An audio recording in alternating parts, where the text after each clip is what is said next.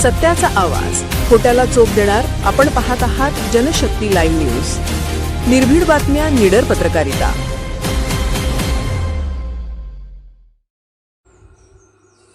कागल तालुक्यातील बिद्री येथे बेकायदेशीर गर्भलिंग निदान केंद्रावर मोठी कारवाई. आणखी 6 जण अटकेत, 2 फरार. सर्जेराव भाट, मुरगुड प्रतिनिधी.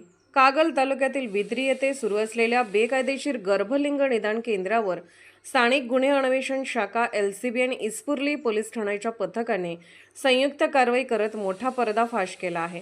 या प्रकरणात मुख्य आरोपी डॉक्टर युवराज पांडुरंग पाटील आणि एजंट संभाजी वसंत शिंदे यांना यापूर्वी अटक करण्यात आली होती. त्यानंतर गुरुवारी रात्री आणखी 6 जणांना अटक करण्यात आल्याने या रॅकेटची व्याप्ती मोठी असल्याचे स्पष्ट झाले आहे.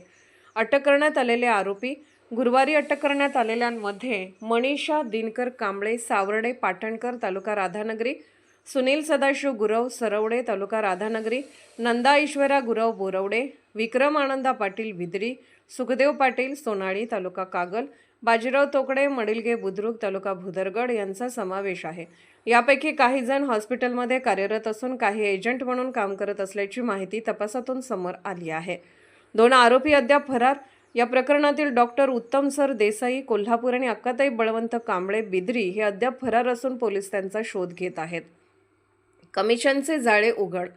पोलीस तपासात धक्कादायक बाबी समोर आल्या आहेत. मुख्य आरोपी डॉक्टर युवराज पाटील हा एजंटकडून रुग्ण आणण्यासाठी प्रत्येकी 2,000 ते 5,000 रुपये कमिशन देत असल्याचे उघड झाले आहे. तसेच गर्भपातानंतर भ्रूण नष्ट करण्यासाठी हॉस्पिटलमधील काही महिलांना पैसे देत असल्याची गंभीर बाब समोर आली आहे. ग्रामीण भागातून रुग्णांची ने-आण.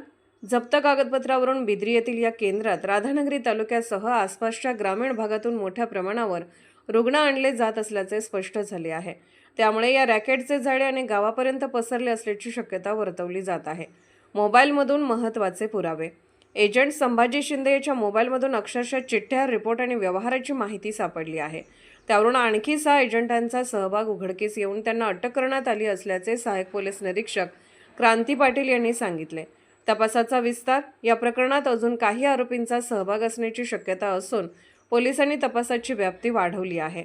येत्या काळात आणखी धक्कादायक खुलासे होण्याची शक्यता व्यक्त केली जात आहे. आरोग्य विभागावर प्रश्नचिन्ह. गेल्या अनेक वर्षापासून हे गर्भलिंग तपासणी केंद्र बिनधास्तपणे सुरू होते, मात्र आरोग्य विभागाने याकडे दुर्लक्ष केल्याचे दिसून येते. त्यामुळे या रॅकेटला कोणाचे पाठबळ होते याचाही तपास होणे आवश्यक असल्याची मागणी नागरिकांमधून होत आहे.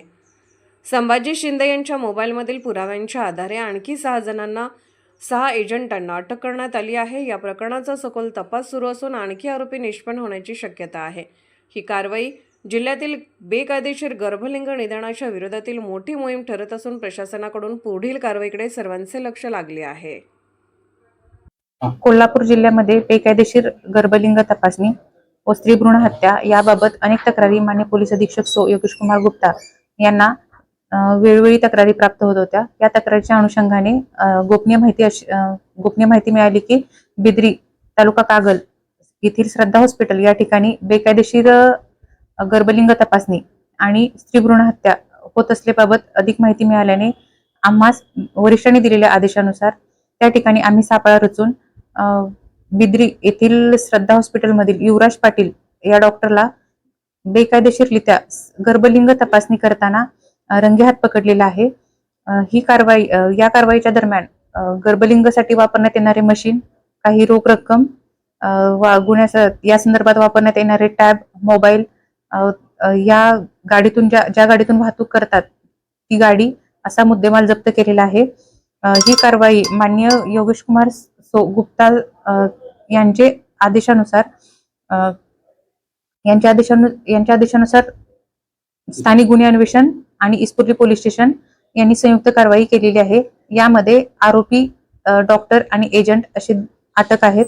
तरी मी कोल्हापूर जिल्ह्यामधील सर्व लोकांना आवाहन करते की अशी कोणास गर्भलिंग तपासणी अथवा स्त्री भ्रूण हत्या याबाबत अधिक माहिती मिळाली असता त्यांनी इस्पुर्ली पोलीस ठाण्याशी संपर्क साधावा. धन्यवाद. जनशक्ती लाईव्ह न्यूज चॅनलला लाईक करा, शेअर करा आणि सबस्क्राईब करा.